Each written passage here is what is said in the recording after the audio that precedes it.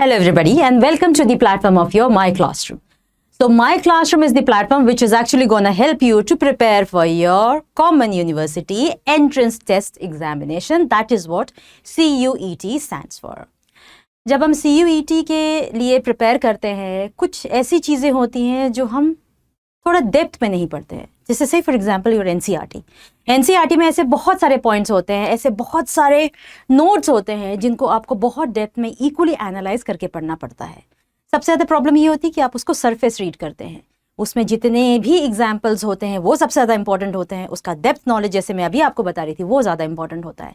इसी से related let's start preparing for your CUET by preparing some wonderful questions and those questions which are very very important. उन questions को करते करते similarly क्या हो जाएगा, आप उसको समझने लगेंगे, उससे related जितने भी आगे questions आने लग जाएंगे वो आपके लिए easy हो जाएंगी. आज के सेशन में हम पढ़ेंगे बायोटेक्नोलॉजी का chapter, biotechnology principle and processes and उससे रिलेटेड एप्लीकेशन के बारे में. So let's start with your class and with your important questions.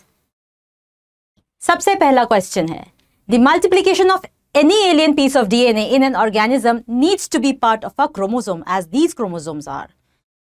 किसी भी alien piece of DNA को अगर express करना है, चाहे क्योंकि आपको पता है alien piece of DNA आप क्यों डाल रहे हैं, क्योंकि इसका प्रोटीन एक्सप्रेस करना बहुत ज़रूरी है. अगर आप उसके प्रोटीन को एक्सप्रेस कराएंगे दैट मीन्स प्रोटीन आगे जाकर रिजल्ट देगा.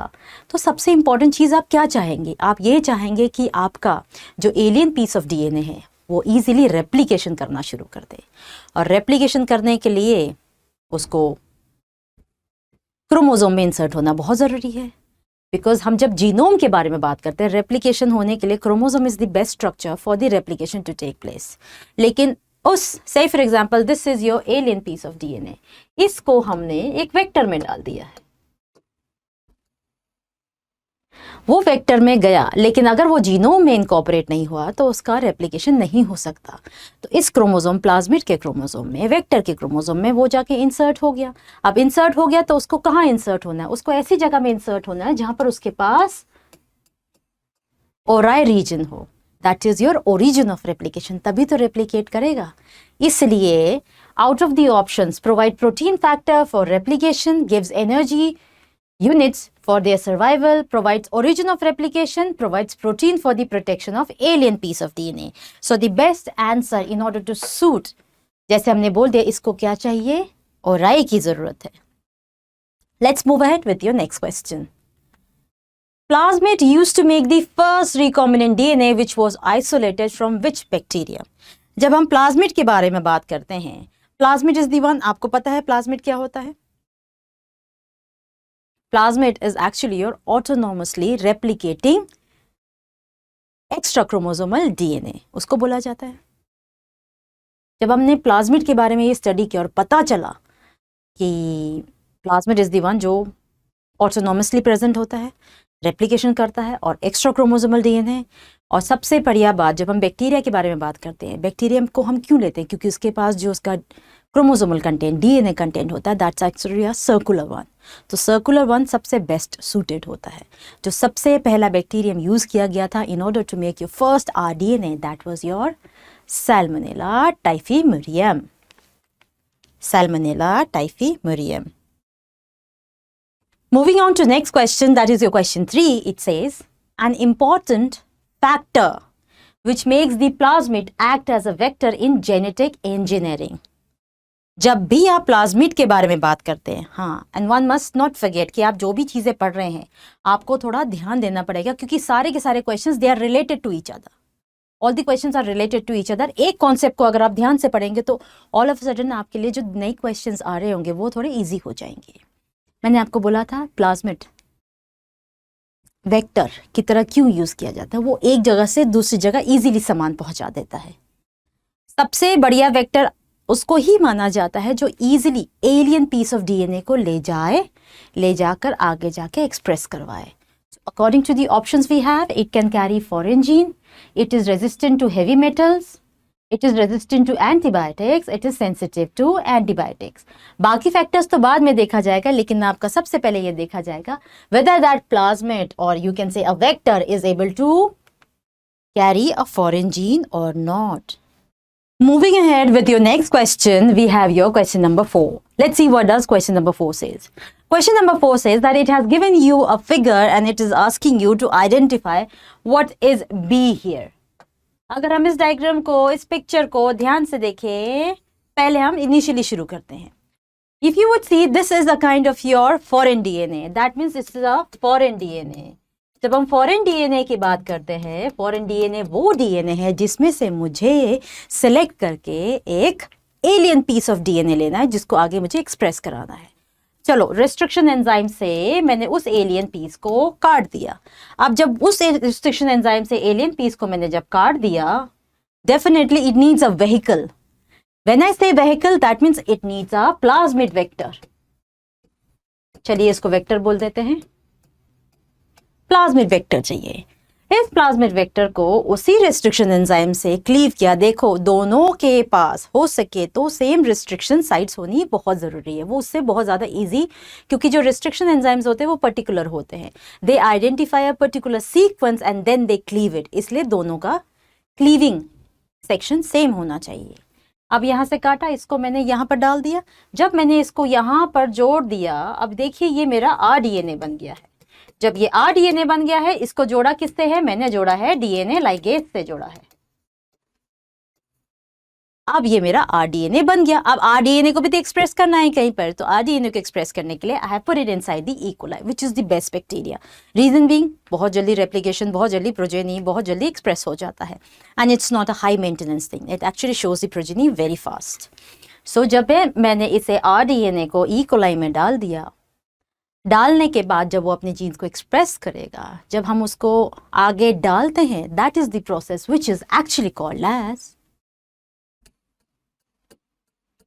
ट्रांसफॉर्मेशन. आगे हम पढ़ेंगे कि ट्रांसफॉर्मेशन कैसे कर सकते हैं. There are many ways of doing the transformation. So हमारा जो बी सेक्शन है, B is the one which is representing my transformation here. Let's move on to the next question. Proinsulin contents, ये हमारे लिए सबसे important question है. पहला question तो ये कि भाई what is your proinsulin. When we talk about your proinsulin, if you remember, insulin को पहले एक्सट्रैक्ट किया गया था स्लॉटर्ड पिग्स और कैटल्स में से, लेकिन बहुत लोगों को फाइनली क्या होने लग गया, they started developing the allergies हो गए, नहीं यूज हो रहा उनका. तो डेफिनेटली हमने फिर क्या करना शुरू किया, we started making the insulin. But there was a problem, क्योंकि अगर हम प्रो इंसुलिन का स्ट्रक्चर देखें,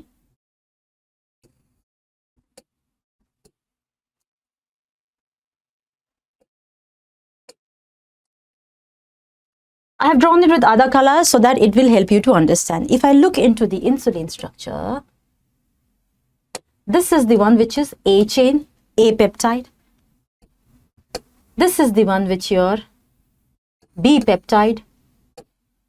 And this is the one which your C peptide. C peptide बोलिए, chains बोलिए. If you can see carefully here, it has A, B and C. ये हमारा जो structure होता है, ये structure किसका दिखता है हमें? This is the structure which we see in a proinsulin.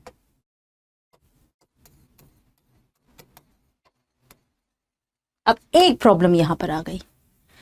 Problem ये है, pro insulin is just like a precursor. जैसे प्रोरेनिन होता है, वैसे ही प्रो एंजाइम की तरह ये प्रो इंसुलिन है. इसमें जो प्रो इंसुलिन है, अब हमें प्रॉब्लम ये हो गई कि अगर ये हम इंसुलिन बनाना चाहे, insulin is the one which is a proinsulin one. But the problem is that जो आपका मेच्योर इंसुलिन होता है, मेच्योर इंसुलिन में there is a structure which is not present there as the structure that I have shown you here. जो insulin होता है उसमें दो structures होते हैं. That means your insulin is the one which is supposed to contain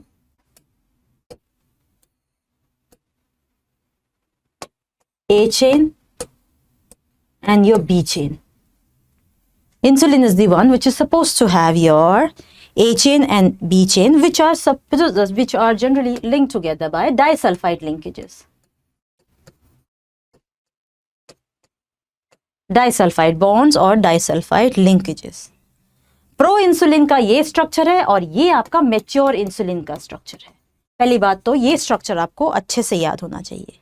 mature insulin में C peptide नहीं होता है.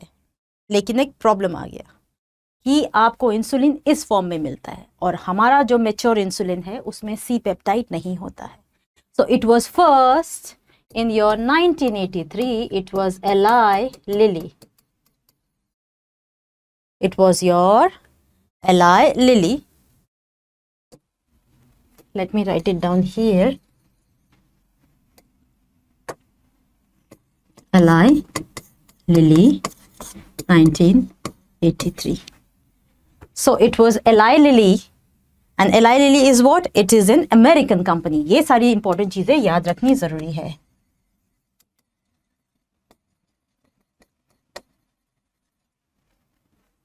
Eli Lilly in 1983, which is an American company, इन्होंने 2 DNA के सीक्वेंसेस प्रिपेयर करे और 2 DNA के सीक्वेंसेस मतलब A अलग से B अलग से.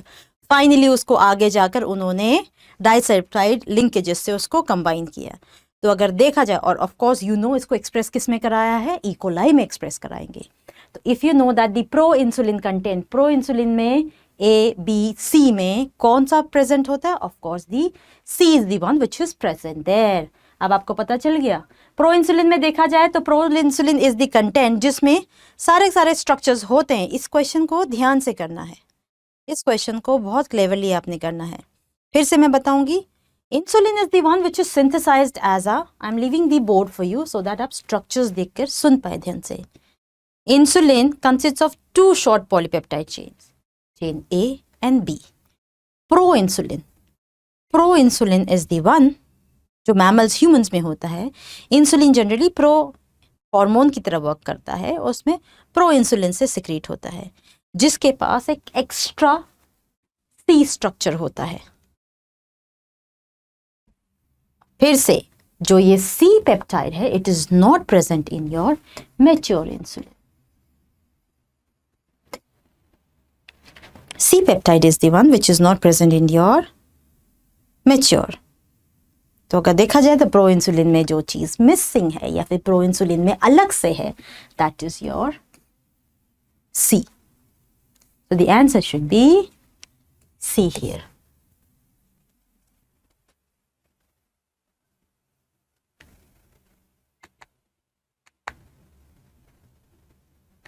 Moving on to next question, we have gel electrophoresis. Acha, gel electrophoresis is a very nice technique. Everybody knows that the gel electrophoresis is a technique which actually bases, किस base पे वो work करता है? Based on the size of the DNA fragment. कितना मोटा size है? छोटा size होगा, छोटा in the sense lighter size होगा, वो जल्दी आगे जेल में मूव करेगा. जो हैवी होगा वो फ्रैगमेंट DNA का वो एक टेल की तरह बाद में आएगा. जेल इलेक्ट्रोफोरेसिस को क्यों यूज किया जाता है? जेल इलेक्ट्रोफोरेसिस को जो डीएनए है, पहली बात, अगर आपने आरडीएनए बनाया है, आरडीएनए में आरडीएनए है, इसको say for example I am giving you very vague example. Say for example this is a vector. ये वेक्टर है. वेक्टर का जो साइज है 1 KB है, 1 KB साइज है. सिमिलरली आपका ये जो जीनोम है, इस जीनोम में से आपको ये छोटा सा फ्रैगमेंट चाहिए. जब आप इसको रिस्ट्रिक्शन एंजाइम से काटेंगे तो ये फ्रैगमेंट अलग हो जाएंगे. जब रिस्ट्रिक्शन एंजाइम से काटेंगे ये फ्रैगमेंट अलग हो जाएंगे, तो आपको जेल में कैसे दिखेगा?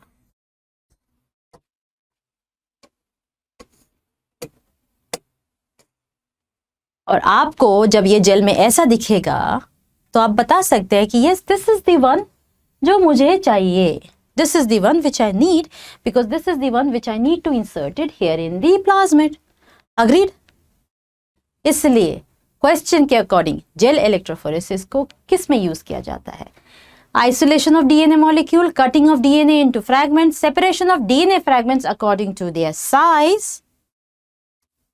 और construction of recombinant DNA by joining with cloning vector. Isolation of DNA molecule, आपको पता ही है that it is the one which is only used to visualize the fragments of DNA. So the correct answer according to the option is separation of DNA fragments according to their size. Next question. The first restriction endonuclease to be discovered was. जब हम restriction endonuclease के बारे में बात करते हैं, सबसे important factor हमारे दिमाग में ये आता है कि रिस्ट्रिक्शन एंडोन्यूक्लियस करता क्या है।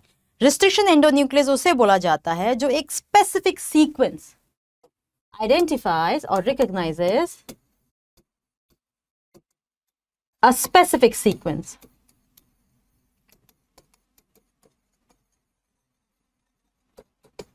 इस केस में सबसे पहला जो रिस्ट्रिक्शन एंडोन्यूक्लियस था that was your HIN2। Reason being क्योंकि ये जो HIN2 था, HIN2 जनरली अब तो आपको पता है that we have almost 900 restriction enzymes जो 230 स्ट्रेन्स ऑफ बैक्टीरिया से आइसोलेट किए हैं। फिर से बताती हूँ, ऑलमोस्ट 900 रिस्ट्रिक्शन एंजाइम्स अब तक आइडेंटिफाई हो चुके हैं 230 स्ट्रेन्स ऑफ द बैक्टीरिया। उसमें जो सबसे पहला रिस्ट्रिक्शन एंडोन्यूक्लियस डिस्कवर हुआ था that was your HIN2। HIN2 को ये देखा जाता था कि HIN2 किसी भी डीएनए मॉलिक्यूल में अगर हम डाल देते थे तो HIN2 पर्टिकुलरली एक 6 बेस पेयर वाला स्ट्रक्चर ही आइडेंटिफाई करता था, 6 बेस पेयर वाला सीक्वेंस आइडेंटिफाई करता था और वहां जाकर वो उसको क्लीव कर देता था। आगे जाके हमको पता चला कि वो जो 6 बेस पेयर वाला सीक्वेंस आइडेंटिफाई करता था वो एक्चुअली पैलिंड्रोमिक सीक्वेंस आइडेंटिफाई करता था। लेकिन इस केस में जो सबसे पहला आइडेंटिफिकेशन जो हमें पता चला that was your HIN2। Next question, approximately how many restriction enzymes have been isolated for the different over like 230 strains। जैसे भी मैंने आपको बताया more than almost 900 restriction enzymes अब तक isolate हो चुके हैं। किसके कहाँ से isolate हुए? almost 230 strains of bacteria से। So the correct answer is your option D। Next question, the conventional method for naming restriction enzyme is followed in case of EcoR1 जिसमें R को क्या बोला जाता है? R को जनरली जब हम रेस्पेक्टिवली पढ़ते हैं R is the one which is generally called as your कि कौन सा स्ट्रेन है। E को E stands for your genus name, genus होता है, को होता है आपका species, R stands for your strain. So the correct answer would be your strain here. Moving on to the next question. If you remember, मैंने आपको बोला था like in case of your HIN2 which was the first restriction enzyme isolated, वो 6 base pair को identify करता था। बाद में पता चला that it used to identify a sequence which is now called as palindromic sequence. Palindromic sequence आगे से पढ़िए पीछे से पढ़िए एक ही रहता है। मैडम, MADAM, मैडम सबसे इजी एग्जाम्पल। सिमिलरली जो सबसे बेस्ट सीक्वेंस है आप देख सकते हैं, एक बार क्वेश्चन ध्यान से देखिए, यू कैन इजीली सी कि कौन सा क्वेश्चन आपको लग रहा है। फर्स्ट ऑप्शन देखिए, then you have the second option, third option and the fourth option. आगे से पढ़े पीछे से पढ़े, सब बिल्कुल सेम दिखने चाहिए। सबसे बेस्ट है example GAATTC, GAATTC, complementary to each other. Best answer would be your option 1. Moving on to next question. The linking of antibiotic resistant gene with the plasmid vector becomes possible with, yes, आपने इसमें antibiotic resistant gene, linking of antibiotic resistant gene with the plasmid vector is possible with, किस से link आप easily उसको कर सकते हैं, link कर सकते हैं। क्लीव तो कर रहा है, एक्सोन्यूक्लियस एंडोन्यूक्लियस, डीएनए पॉलीमरेज आगे बढ़ा रहा है, तो ज्वाइन करने के लिए कौन बचा आपके पास? You have your DNA ligase. Ligase is the enzyme which actually helps you to join. इसके बारे में मैं आपको पहले यहां पर भी बता चुकी हूं, if you remember. Let me show it to you, this is the one. इसके बारे में मैं आपको ऑलरेडी पहले भी बता चुकी हूं।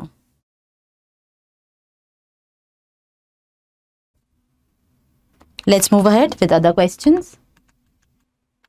यस, मॉलिक्यूलर सिजर्स किसे बोला जाता है? सिजर का मतलब होता है काटना, क्लीव करना, क्लीव करना। Of course it will be restriction enzymes. और आपको पता है रिस्ट्रिक्शन एंजाइम्स अब तक कितने मिल चुके हैं? We have more than 900, 230 strains of bacteria species. जब रिस्ट्रिक्शन एंजाइम से, रिस्ट्रिक्शन एंजाइम को जनरली दो कैटेगरी में फिट किया गया है। They have been fit under endonuclease and exonuclease. नाम से ही पता चल रहा है, endonucleus and you have your exonucleus. Please understand this thing कि endonucleus is the one which actually showed in the previous example, palindromic, GAATTC, GAATTC आपने देखा है वो यहां पर क्लीव कर रहा था। Let me show it to you again.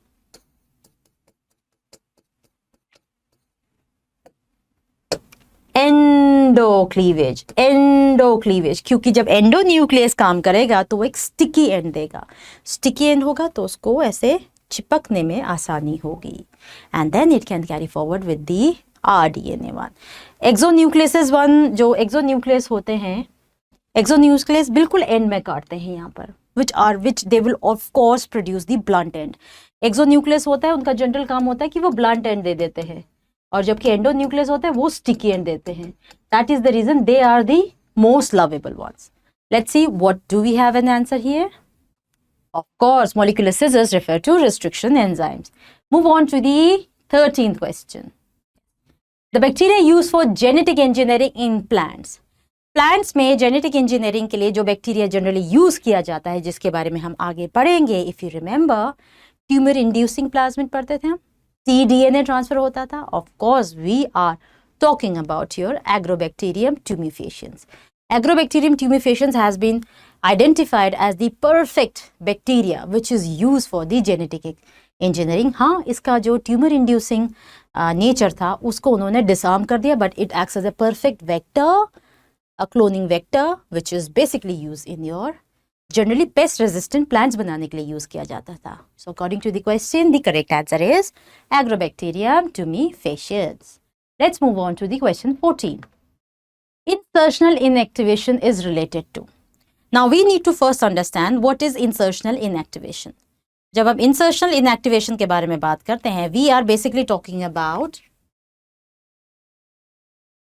how to identify whether the insert is present inside the vector. आप देखिए, से फॉर एग्जांपल PBr 322 है, या फिर कोई भी एग्जांपल ले लीजिए, कोई भी वेक्टर है। सबसे बेस्ट एग्जांपल मैं आपको दे देती हूँ। You must have heard about an enzyme which codes for your beta galactosidase. अब बीटा गैलेक्टोसिडेज जब भी एक्सप्रेस होता था ई कोलाई में, तो it is on the basis of your colouring, क्योंकि किसी जीन को साइलेंस करना, उसको एक्सप्रेस करके आगे देखना, सो इट वॉज वेरी क्यूबरसम। सो सबसे बेस्ट उन्होंने बोला कि भैया इंसर्शनल इनएक्टिवेशन कर देते हैं। इंसर्शनल इनएक्टिवेशन की वजह से on the basis of there colouring हमें पता चल जाएगा भैया ये एक्सप्रेस हो रहा है, नहीं हो रहा है। इंसर्शनल इनएक्टिवेशन अगर हो गया, दैट मीन्स, से for example very vaguely, this is a structure which is supposed to express anything, process, कुछ भी, जैसे बीटा गैल है, बीटा गैल एक्सप्रेस होता है, अग्रीड। लेकिन अभी मैं इसका आंसर नहीं बताऊंगी क्योंकि आगे उसी से रिलेटेड कुछ एक दो क्वेश्चंस है। से फॉर एग्जांपल बीटा गैल है, बीटा गैल को आगे एक्सप्रेस होना है तो पर्टिकुलरली वो एक कलरिंग स्ट्रक्चर देगा। अगर वो आ रहा है कलर, या तो वाइट हो सकता है, ब्लू होता है, उसके आगे बढ़ेंगे हम। अगर वो कलर परफेक्टली क्रोमोजेनिक सब्सटेंस है, वो क्रोमोजेनिक उसके बेसिस में वो कलर दे रहा है, दैट मीन्स बीटा गैल ठीक है। अगर बीटा गैल वाले जीन वाली जगह में मैंने अपना जीन ऑफ इंटरेस्ट इंसर्ट कर दिया, ऑफ कोर्स इसकी जीन क्या हो गई, इसकी जीन डिस्टर्ब हो जाएगी। इसकी जीन डिस्टर्ब हो जाएगी तो बीटा गैल एक्सप्रेस नहीं कर पाएगा। बीटा गैल एक्सप्रेस नहीं कर पाएगा मतलब जो उसका नॉर्मल कलर आता था कॉलोनीज में, वो नॉर्मल कलर नहीं आएगा। अगर ऐसे नॉर्मल कॉलोनीज नहीं आ रही है तो हमको पता चल जाएगा yes, that means it has been insertionally inactivation. That means मेरा जीन ऑफ इंटरेस्ट वहां पर चला गया है। Of course it helps in the selection of recombinants, that is RDNA. Next question says, for transformation with recombinant DNA, the bacterial cells must first be made component. Yes. जब हम बात करते हैं component की, we know that we have a, say for example, this is your plasmid. This is your plasmid, and this plasmid is carrying my gene of interest. That means this is my RDNA. इस rDNA को मुझे डालना है E coli में, transformation कराना है, agreed E coli में डालना है। सबसे बेस्ट मेथड होता है कि ये तो वेक्टर है, लेकिन ये जो है जिसमें एक्सप्रेस होगा वो E coli, that bacteria need to be made competent. Competent का मतलब होता है उसको रेडी करना बहुत ज़रूरी है। तो उसको रेडी वो कैसे कराएगा? सिंपल वे में कैसे रेडी कराएगा? देयर इज़ अ मेथड जिसकी वजह से वो उसको रेडी कराएगा कि भाई अपने पोर्स ओपन करिए, अपने पोर्स ओपन करेंगे तो मेरा आरडीएनए अंदर जा पाएगा।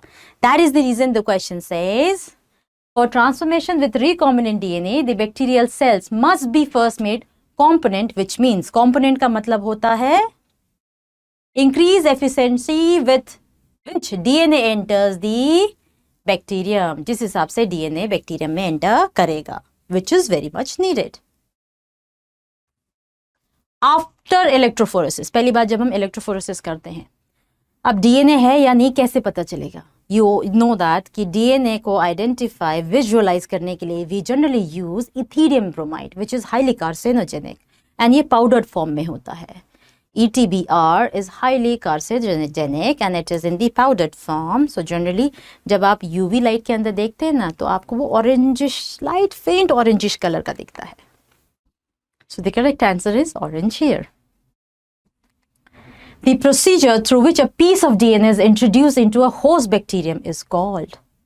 Procedure through which a piece of DNA is introduced into the host bacterium, it is called transformation, जिसके बारे में अभी हमने पढ़ा था कि ट्रांसफॉर्मेशन वो अंदर जाएगा फिर वो एक्सप्रेस करेगा सिंपल वे में।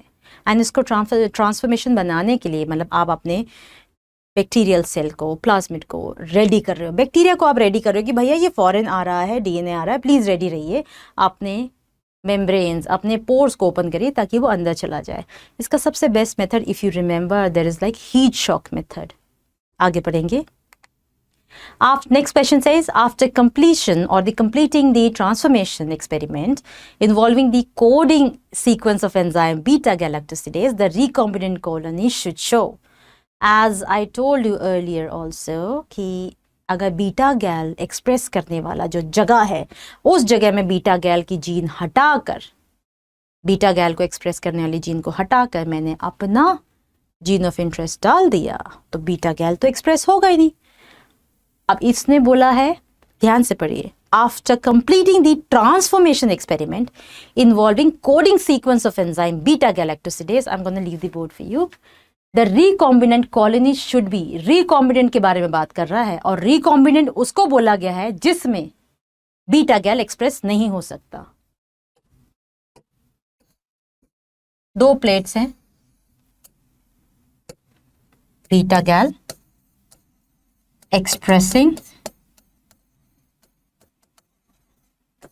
no beta gal expressing. Let's see. Not give the blue color. Reason? After completing the transformation, फिर से पढ़ रही हूं, द एक्सपेरिमेंट, ट्रांसफॉर्मेशन एक्सपेरिमेंट जब हो जाए, ट्रांसफॉर्मेशन मीन्स आपके बैक्टीरियल सेल ने फॉरेन पीस ऑफ डीएनए अंदर ले लिया है। अंदर लेने के बाद नाउ देर आस्किंग कि एंजाइम बीटा गैलेक्टोसिडेज कैसे रिप्रेजेंट करेगा उस रिकॉम्बिनेंट में, बीटा गैलेक्टोसिडेज कैसे रिप्रेजेंट करेगा।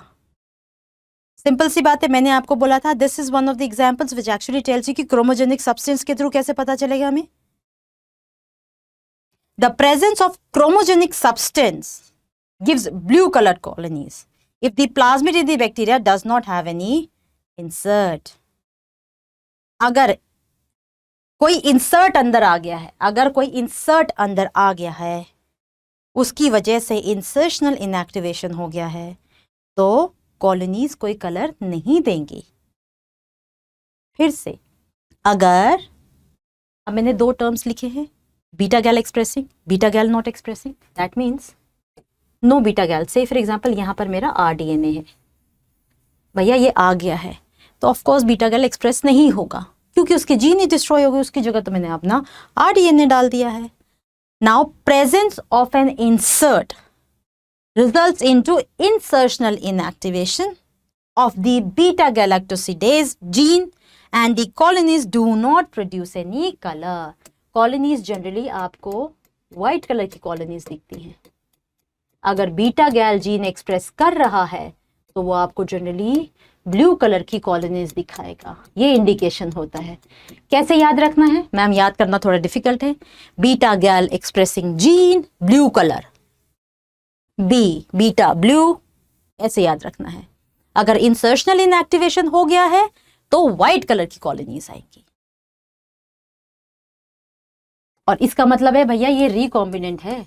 व्हाइट कलर की कॉलोनीज है तो मतलब ये रिकॉम्बिनेंट है। इंसर्शनल इनएक्टिवेशन हो चुका है, इंसर्शन आ गया जिसकी वजह से बीटा गैल इनएक्टिव हो गया, इसलिए बीटा गैल ने ब्लू कलर शो नहीं किया, कॉलोनीज नहीं दिखाई। The 19th question says, which of the following has the ability to transform normal cells into cancerous cells in animals? अच्छा, जब हम बताते हैं प्लांट के केस में नॉर्मल सेल्स को ट्यूमर इंड्यूसिंग सेल्स बनाने के लिए, प्लांट्स में तो जनरली ये प्रेजेंट होता है।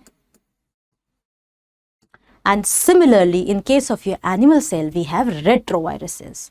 अगर आपको याद हो when we talk about your AIDS में देखा जाए या फिर कोई भी वायरेटिक अगर स्ट्रक्चर देखा जाए तो generally when we talk about retroviruses has a kind of a complete family जिनके पास नॉर्मल सेल्स को कैंसरस सेल्स बनाने की एबिलिटी होती है। इसकी बहुत रेट्रोविरिडे बहुत बड़ी फैमिली है। So the correct answer would be retroviruses here. Moving on to question number 20, जैसे अभी मैंने आपको बोला था कि ट्रांसफॉर्मेशन इज द वन जिसमें आप बैक्टीरियल सेल को रेडी करते हो कि वो एलियन डीएनए ले ले, लेकिन उसका सबसे बेस्ट मेथड होता है heat shock method. Heat shock method में क्या होता है? इन case of your heat shock method generally क्या कहते हैं, आप जो सेल है आपका बैक्टीरियल सेल है, बैक्टीरियल सेल को हीट शॉक बोला गया है। इसको आपने डाइवेलेंट कैटायन के साथ ट्रीट किया, प्लस इसको आइस में रखा जिसका जनरली टेम्परेचर 4 डिग्री सेल्सियस होता है। उसके बाद for few seconds, almost generally कितना होता है, it is around 10 to 15 seconds के लिए with the clock, 10 seconds up to 10 seconds के लिए आप इसको 42 डिग्री सेल्सियस का हीट शॉक देते हैं and then you put it back into the ice. इसमें आप बैक्टीरियल सेल में आप अपना डीएनए डालते हैं, एलियन डीएनए डालते हैं। सारा का सारा फैल्कन ट्यूब में हो रहा है, स्मॉल स्ट्रक्चर्ड, उसमें हो रहा है। आपने डीएनए डाला, उसमें डीएनए डाला, बैक्टीरियल सेल है, डाइवेलेंट कैटायन है, उसको आइस में रखा, फिर आइस में निकाल के कुछ सेकेंड्स के लिए आपने उसको 42 डिग्रीज दिया। 42 डिग्रीज देकर आप दोबारा उसको आइस में डाल देंगे। उससे क्या होगा, the pores generally open for a short period so that your DNA gets inserted. So according to the question, which of the following method can be used for making the bacterial cell component? The best answer would be both A and C here. The 21 question is asking you, which of the following techniques can be used to introduce foreign DNA into the cell? जब हम foreign DNA into the cell डालते हैं, cell भी vary करता है। जैसे in case of ये microinjection generally आप कहाँ यूज करते हैं? You use microinjection when you want to insert your directly inject करना होता है न्यूक्लियस में, like in case of your animal cell में तो आप माइक्रो इंजेक्शन यूज कर लेते हैं। But like in case of your gene gun, जिसको बायोलिस्टिक्स भी बोला जाता है,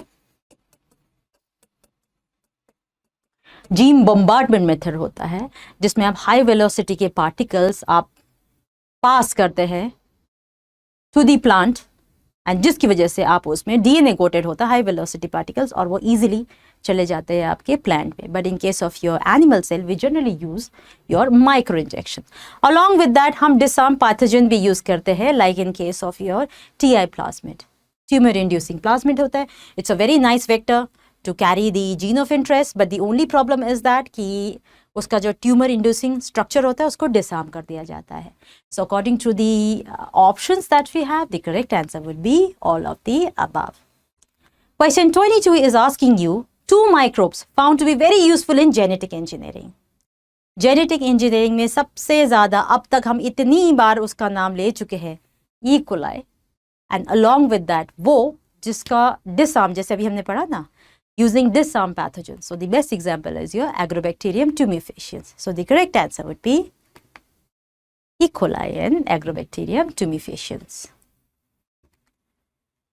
The next question is asking you, the restriction endonucleases break bonds between, ये सबसे ज़्यादा important है, कोई भी रिस्ट्रिक्शन एंजाइम है, सबसे पहली बात रिस्ट्रिक्शन एंजाइम क्यों रिलीज करता है कोई भी बैक्टीरिया, वो एक एज अ डिफेंस मैकेनिज्म की तरह यूज करता है कि अगर कोई बाहर से फॉरेन स्ट्रक्चर आ गया, वो एक उसका foreign DNA, foreign structure, foreign strand आ गया, तो उसका वो एक specific structure, specific sequence identify करके उसके जितने भी रेस्ट्रिक्शन एंजाइम्स है वो जाकर उसको क्लीव करने की कोशिश करेंगे. They will try to cleave it into many pieces. That is the best defence mechanism that an E coli has, but not necessary हर इकोलाई के पास वही रिस्ट्रिक्शन एंजाइम होगा और वही सीक्वेंस उसके अंदर एंटर करेगा. इट जस्ट बाई चांस वो आ जाते हैं.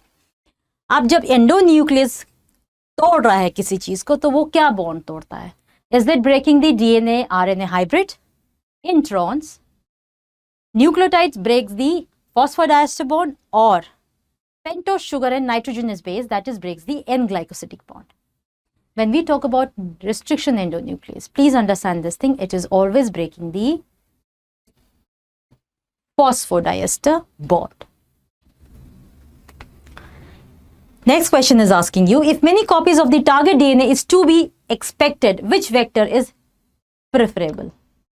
अगर आपके टारगेट डीएनए के हाई कॉपी नंबर चाहिए, ज्यादा नंबर चाहिए, तो क्या क्या चीजें चाहिए? पहला ऑप्शन है vector have numerous restriction site. It's actually site. अगर ज्यादा रिस्ट्रिक्शन साइट है तो इट्स वेरी डिफिकल्ट, वो हर जगह से करेगा क्लीव. या फिर उसके पास ऐसा रीजन होना चाहिए जो हाई कॉपी नंबर सपोर्ट करे, या उसके पास ओराई ही नहीं होना चाहिए. एक्सप्लेनेशन से ही आपको पता चल रहा है that the vector whose origin supports high copy number. Restriction endonuclease, जैसे अभी हम बता चुके हैं, restriction endonuclease is the perfect one because this is the one which actually identifies a sequence और एक जनरली बेस से वो हटकर थोड़ा अंदर की साइड में उसको क्लीव करता है. It synthesises DNA, cuts the DNA molecule randomly और cuts the DNA molecule at specific site, restricts the synthesis of DNA inside the nucleus. Specific site identify करता है.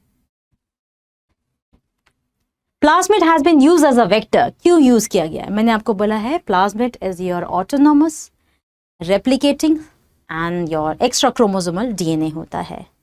और सबसे इंपॉर्टेंट चीज, बैक्टीरियल जो प्लाज्मिड होता है, it is actually circular. It is circular DNA which has capacity to join to eukaryotic DNA. It can move between prokaryotic and eukaryotic cells. Both ends show replication. It has an antibiotic resistant gene. क्यों उसको vector की तरह use किया गया है? Just because of this, because it has a circular DNA. Which of the following cut the DNA from specific places? Specific places से काटता है. आपको पता चल गया है when we are talking about the specific places, that means specific sites. सबसे best example हम पढ़ चुके हैं आगे कि भैया जब वो रिस्ट्रिक्टली उसको काटता है तो वो अंदर की साइड एक बेस को छोड़कर अंदर से क्लीव करता है and it identifies a specific region. In bacteria, the plasmatus, of course, it is the extra chromosomal DNA which has a self-replicating nature. The next question, let's look into the next question. Restriction endonuclease के बारे में थोड़ा और जानते हैं. जैसे मैंने आपको बताया था कि restriction endonuclease are present in mammalian cells for degradation for DNA when the cell dies. No. Are used in genetic engineering for ligating two DNA molecules. Ligating means joining.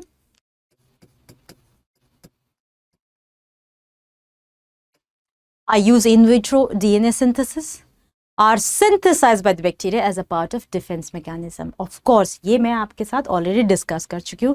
In order कोई एक foreign DNA आकर अपना replication ना करे, अपने कोई progenies ना बनाने लग जाए, दैट इज द रीजन इनके पास एक डिफेंस मैकेनिज्म होता है कि अगर स्पेसिफिकली वो डीएनए सीक्वेंस आइडेंटिफाई हो जाता है तो बैक्टीरिया का खुद का रेस्ट्रिक्शन एंजाइम आकर उसको क्लीव कर देता है एंड उसकी प्रोजेनी, उसका प्रोटीन सिंथेसिस नहीं हो पाता है. Silencing of a gene could be achieved through the use of, yes, when we talk about RNAi, that is your RNA interference mechanism. जब हम बात करते हैं RNA interference mechanism के बारे में, one need to understand that RNA is a technology जो एक यूकैरियोटिक सेल का डिफेंस मैकेनिज्म है. जनरली उसको ऐसे इंट्रोड्यूस किया जाता है, अगर किसी जीन को साइलेंस करना है उसको ऐसे इंट्रोड्यूस किया जाता है कि आगे जाके वो एक सेंस और एंटी सेंस RNA बनाए. जब वो सेंस और एंटी सेंस आरएनए बनाता है, of course they are complementary to each other, तो वो डबल स्ट्रैंडेड आरएनए बना देता है। जब डबल स्ट्रैंडेड आरएनए बन जाता है तो आरएनएआई के पास डिफेंस मैकेनिज्म है, by default there is an enzyme called dicer. वो डाइसर एंजाइम उसको क्लीव कर देता है, उसको आगे प्रोटीन सिंथेसाइज करने नहीं देता। That is the reason that not only RNAi, not only antisense, it needs the both one. So it should be both RNAi and antisense RNA.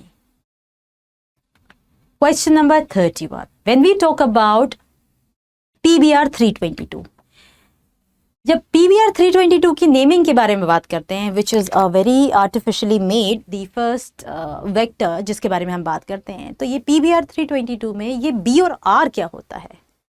B is actually the name of the scientist, which is Bolivar, and R is your Rodriguez. Bolivar, and R stands for Rodriguez.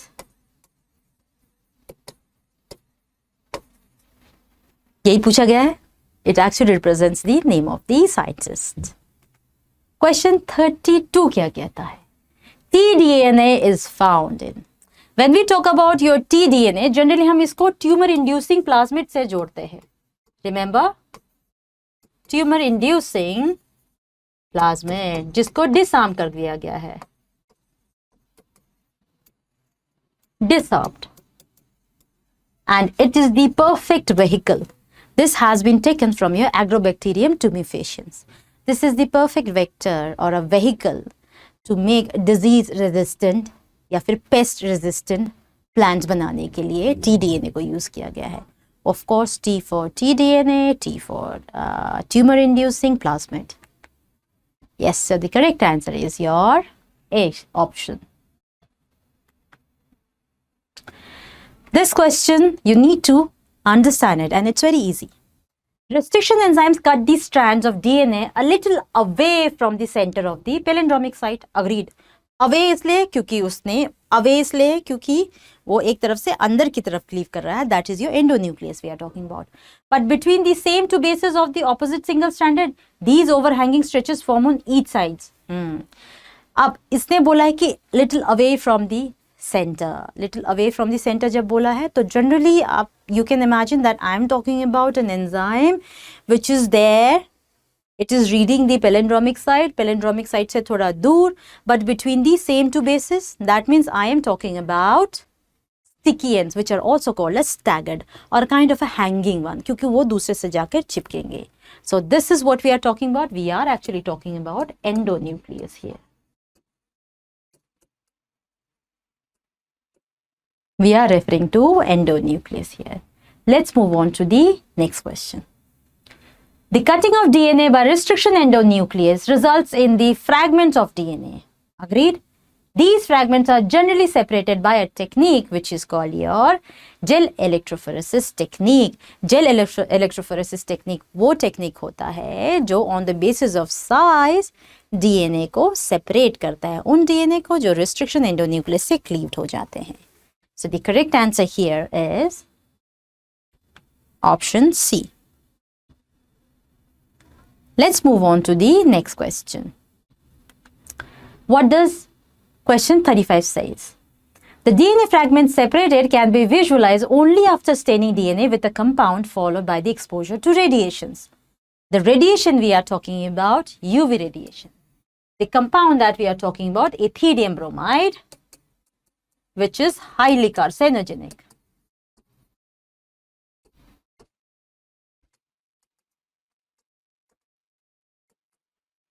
So the correct answer is option B here. Let's move on to the next question. Yes, this is what we are referring to. We are referring to RNAi. पहली बात RNAi होता क्या है? RNAi is the one which is representing your RNA interference.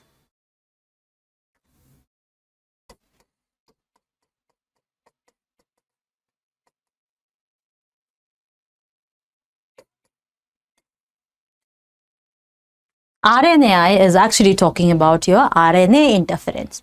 जब हम RNA interference के बारे में बात करते हैं, in RNAi, genes are silenced using double-stranded RNA.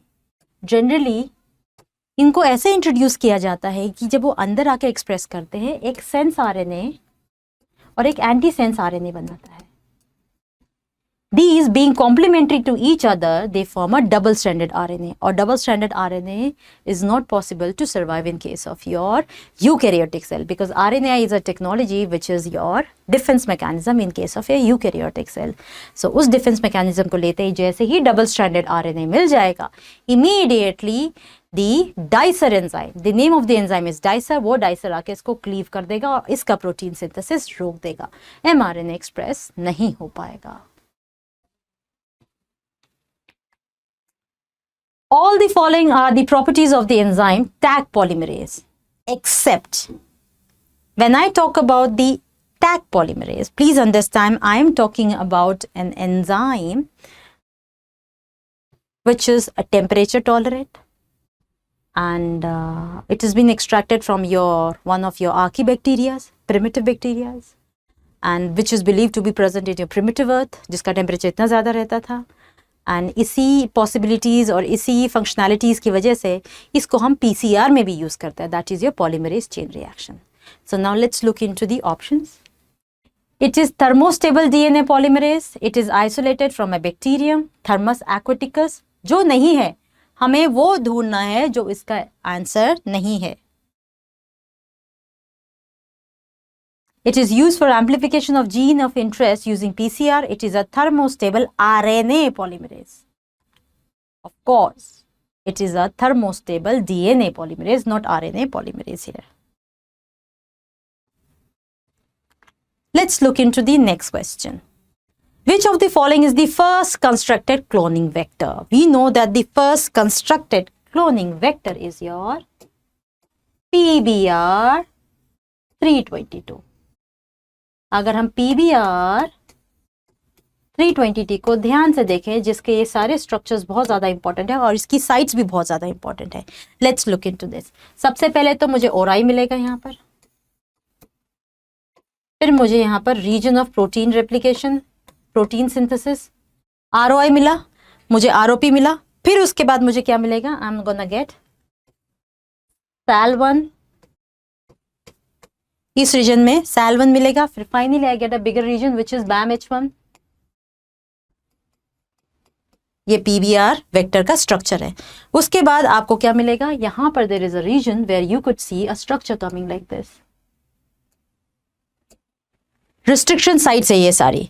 This is your CLAV1, HIND3, CLAV1 and your HIND3, and then फिर you have इसी साइट में आपको EcoR1 भी मिलेगा.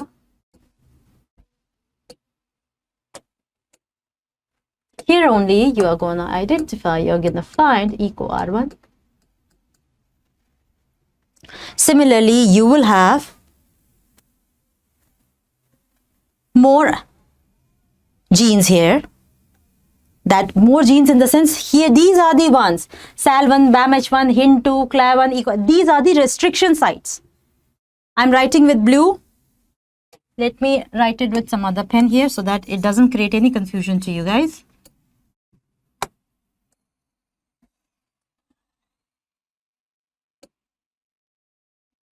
Yellow one is this, ORI, ROP. Blue ones, restriction sites, restriction enzyme sites. Blue one is representing your restriction enzyme sites, जिसमें दो मिलेंगे, PVU1, PST1. यहाँ पर मिलेगा PVU1, यहाँ मिलेगा PST1. इतने सारे रिस्ट्रिक्शन साइट्स बनाए हैं. देखिए, this has been isolated and this is the restriction site which you can. आपके पास BAMH1 एंजाइम है, BAMH1 से क्लीव कर दीजिए, SAL1 से EcoR1 से कर दीजिए, कोई टेंशन नहीं. अब इसका जो सबसे बेस्ट फीचर है, the best feature that it has is your antibiotic resistant gene. You have ampicillin and tetracycline. ये सबसे ज्यादा इंपॉर्टेंट है. Ampicillin resistant gene, tetracycline resistant gene. ये जो जीन होते थे ना, जीन को इनएक्टिवेट करते थे, फिर चेक करते थे कि भैया इसमें ग्रो हो रहा है नहीं हो रहा, बहुत क्यूबरसम था, बहुत टाइम कंज्यूमिंग था, इसलिए इसको शॉर्टन अप करने के लिए इंसर्शनल इनएक्टिवेशन किया। बट जरूरी नहीं है कि हर जगह इंसर्शनल इनएक्टिवेशन ही होगा। प्रॉब्लम ये है कि अगर इंसर्शनल एक्टिवेशन होगा तो वो क्रोमोजेनिक सब्सटेंस को यूज करना पड़ेगा। ये थोड़ा टाइम कंज्यूमिंग है, लेकिन ये थोड़े ज्यादा बेटर कॉलोनीज और बेटर रिजल्ट्स देता है as compare to the colour one. Colour one में आपको बहुत स्पेसिफिक होना पड़ेगा कि वो कलर दे रहा है या नहीं दे रहा है। इसमें तो आप देखेंगे अगर ये वाली जीन डिस्टर्ब हो गई, ओके, दैट मीन्स अगर आपका इंसर्ट यहाँ पर है तो एम्पिसिलिन रेजिस्टेंट जीन काम नहीं करेगी, यहाँ पर है तो काम नहीं करेगी। This is how you can easily identify it. So which of the following is the first constructed cloning vector? That is your PBR 322। Golden rice किसे कहते हैं? अच्छा, पहली बात, जो ये गोल्डन राइस बना था, ये गोल्डन राइस इसलिए बना गया था क्योंकि particularly this is a transgenic rice. Everybody knows this is a genetically modified structure, genetically modified plant, और इसको इसलिए बनाया गया था in order to have a specific increase in the content of a particular nutrient. Here we are talking about carotene, beta carotene. इसी वजह से इसको गोल्डन राइस बोला गया है।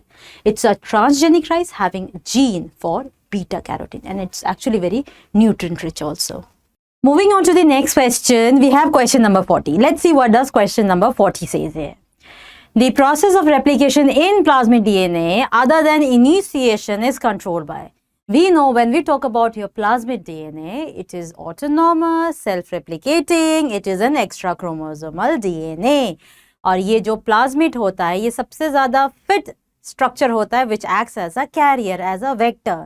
लेकिन इसकी जितनी भी फंक्शनैलिटी है, it's an extra chromosomal DNA. इसको किसी जो भी कंट्रोल करता है, इसके अपने स्पेसिफिक जीन्स होते हैं। That is the reason we said plasmid gene, not the bacterial gene. So the correct answer would be the plasmid gene here. Moving on to next question, we have question number 41। अगर हम question number 41 को देखें, it is a mix match question here, so it's like you have to match the following. Let's go and let's move ahead slowly. Elution, सबसे पहले आते हैं कि evolution किस प्रोसेस को बोला जाता है? इल्यूशन उसे बोला जाता है जब आप डीएनए फ्रैगमेंट्स को विजुअलाइज कर पाते हैं with the help of ETBR। Visualise करने के बाद आपको पता चल गया, अच्छा ये वाला मेरा डीएनए फ्रैगमेंट है जो मुझे चाहिए, जो मेरे स्पेसिफिक जीन्स कैरी कर रहा है, जिसको मुझे आगे एक्सप्रेस कराना है। उसको आप क्या करेंगे? With an autoclaved small scalpel से आप उसको एग्रोस जेल से रैंडमली ऊपर से देखकर, रैंडमली मीन्स रफली ऊपर से देखकर आप उसको निकालेंगे। निकाल के आप छोटे से उसको टेस्ट ट्यूब बोले, क्यूविट बोले, उसमें डालेंगे एंड उसके बाद उसमें से उसको इल्यूट करेंगे। आप थोड़ा सा जेल, बहुत माइन्यूट फ्रैक्शन सेकंड्स के लिए आप उसको थोड़ा सा हीट करेंगे। हीट करने के बाद ये नहीं कि उसको आग में रख देना है, there is a like heat shocker is there, उसमें थोड़ा सा रखना है। उसको रखने के बाद थोड़ा सा जेल मेल्ट हो जाएगा, उसके बाद आप उसमें से आपका DNA निकाल सकते हैं। इल्यूशन। कॉम्पिटेंस, कॉम्पिटेंस का मतलब होता है उसको रेडी कराना। रेडी कैसे कराएंगे? ट्रांसफॉर्मेशन के लिए कैसे कराएंगे? Calcium divalent cation heat shock method से। बायोलिस्टिक गन, जिसको जीन गन भी बोला जाता है, आगे हमने पढ़ा है। इंसर्शनल इनएक्टिवेशन उसे बोला जाता है जिसमें beta galactosidase gene generally blue colour की कॉलोनीज देती थी, लेकिन अगर आपने इस जीन को डिस्टर्ब कर दिया तो बीटा गैलेक्टोसिडेज एक्सप्रेस नहीं कर पाएगा, इसलिए वो ब्लू कलर कॉलोनीज नहीं दे पाएगा। ब्लू कलर की कॉलोनीज नहीं दी तो हम समझ जाएंगे that it is your recombinant. The correct option is your option D here. Let's move on to question number 42 here. What do you think a selectable marker is? जब हम selectable marker के बारे में बात करते हैं, is it beta gal gene? Is it ampicillin resistant gene? Tetracycline resistant gene? More than as mentioned above. Selectable marker है। Selectable marker जब आप use करते हैं तो बीटा गैल जीन हम तब बोल सकते हैं जब वो एक्सप्रेस नहीं कर पा रहा है। That's a chromogenic nature but still it can help us to identify ampicillin resistant gene, tetracycline resistant gene. These are the two beautiful examples that we just studied in your PBR 322 का map में। So the best answer is your more than one mentioned above. What does 43 question says? 43 question says that the advantage of using artificial chromosomes such as YAC and BAC. YAC stands for yeast artificial chromosome and BAC stands for bacterial artificial chromosome. नाम से ही पता चल रहा है because they are able to carry the larger DNA fragments. So the correct answer is option A here.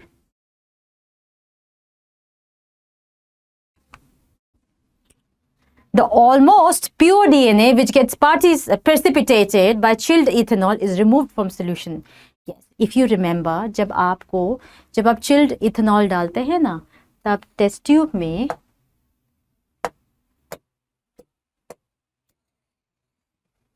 एक ऐसा glass rod जब आप इंसर्ट करते हैं, ग्लास रॉड के आसपास ऐसा थ्रेड लाइक स्ट्रक्चर वाइंड होने लग जाता है. That is the one which is called spooling of DNA. DNA को निकालना, spooling of DNA. So it is generally a spooling of DNA.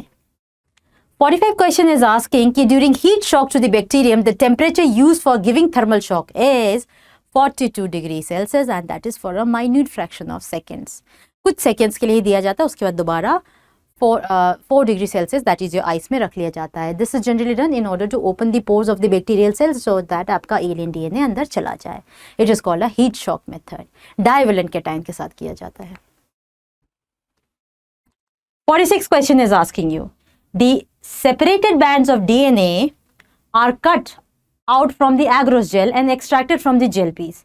This step is called as, like we talked about, spooling of DNA होता है. जब आप chilled ethanol डालते हैं उसमें से ऐसा ग्लास रॉड में वो एक वूल की तरह वाइंड अप होकर आ जाता है. एनसीईआरटी के डायग्राम में भी है, स्ट्रक्चर में भी है.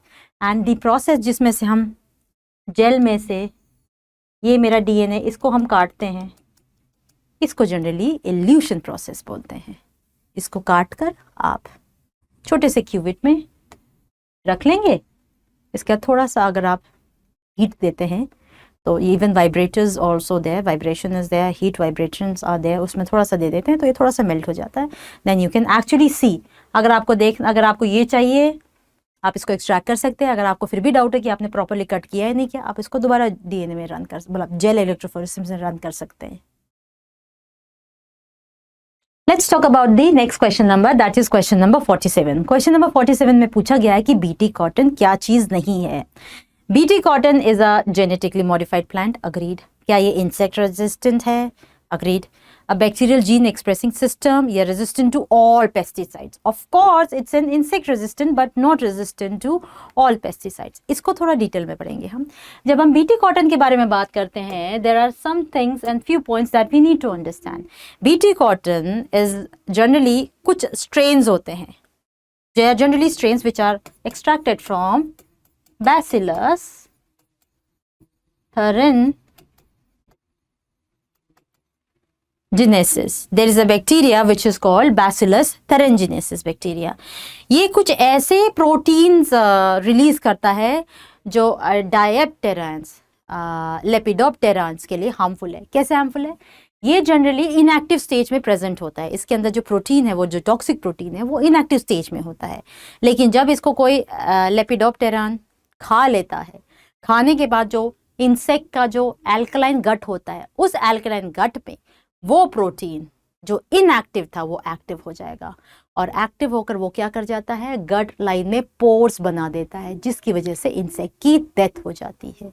इसलिए बीटी कॉटन को ऐसे बनाया गया है कि अगर वो कॉटन को कोई भी लेपिडोप्टेरान, डायप्टेरान कोई भी खाने की कोशिश करेगा, खाएगा, तो उसका जो इनएक्टिव फॉर्म का जीन है, that is a protein, inactive protein, वो उसके गट में जाकर पोर्स क्रिएट कर देगा उसके गट में, and then the insect dies. इस वजह से इसको जेनेटिकली मॉडिफाइड प्लांट बोला गया. इसको हम बचा सकते हैं क्योंकि जो जितने भी आपके पास लेपिडोप्टेरान्स है, कोलियोप्टेरान्स है, डायप्टेरान्स है, डायप्टेरान जैसे मस्कीटो हो गया, कोलियोप्टेरान्स में जैसे आपका there is like your beetles हो गया कोलेप्टेरान्स में, वो सारे के सारे बीटी कॉटन को बहुत प्रॉब्लम करते थे, नुकसान पहुंचाते थे. C peptide of human insulin is. Quick review जो हम पढ़ रहे थे फिर से बता देती हूँ. Say for example, this is your A chain, this is your C chain, C peptide, and this is the one which is your B chain, B peptide. ये होता है आपका pro insulin. Pro insulin generally इसी form में present होता है. Pro insulin आगे जाकर सिंथेसाइज होकर इंसुलिन बनाता है और उस इंसुलिन में सी पेप्टाइड प्रेजेंट नहीं होता है. सबसे ज़्यादा दिक्कत आई एलाई लिली को 1983 में, जो कि एक अमेरिकन कंपनी थी. उन्होंने बोला what they did, they identified, they took 2 DNA sequences. ए अलग से लिया एक प्रो इंसुलिन से ए अलग लिया, एक बी अलग लिया, फिर उनके बीच में डाइसल्फाइड लिंकेजेस लगा दिए, डाइसल्फाइड लिंकेजेस लगा कर फिर इंसुलिन बनाया। तो अगर आपके पास प्रो इंसुलिन है, प्रो इंसुलिन में ए बी सी तीनों मिलेंगे, जो मैच्योर इंसुलिन है उसमें सी नहीं मिलेगा। C peptide of human insulin remove during maturation of pro insulin to insulin, क्योंकि इंसुलिन के पास आपके पास ए और बी चेन्स होते हैं, दोनों के दोनों डाइसल्फाइड लिंकेजेस से अटैच्ड होते हैं। Let's move on to this full form of GEAC. GEAC stands for is the Genome Engineering Action Committee, Ground Environment Action Committee, Genetic Engineering Approval Committee, or Genetic and Environment Approval Committee. Let's look into the correct answer. So the correct answer is Genetic Engineering Approval Committee.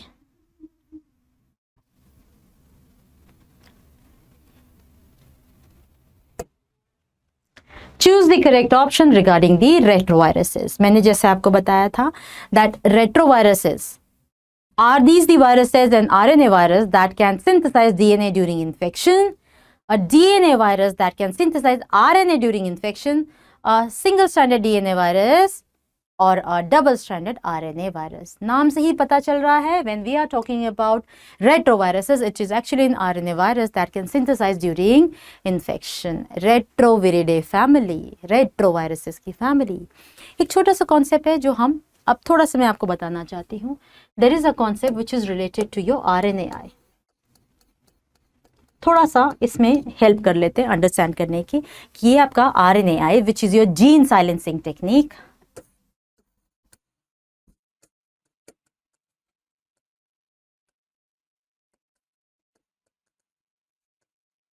ये होता क्या है? ये gene silencing, I am gonna leave you the board. ये gene silencing क्या होता है? एक निमाटोड पैरासाइट होता है, एक निमाटोड पैरासाइट या फिर निमाटोड बोल दीजिए. एक निमाटोड होता है जिसने सब प्लांट को बहुत दुखी कर रखा है, प्लांट को और ह्यूमन को भी दुखी कर रखा है. उस निमाटोड का नाम है, you might know about this, Meloidogyne इनकॉग्निशिया.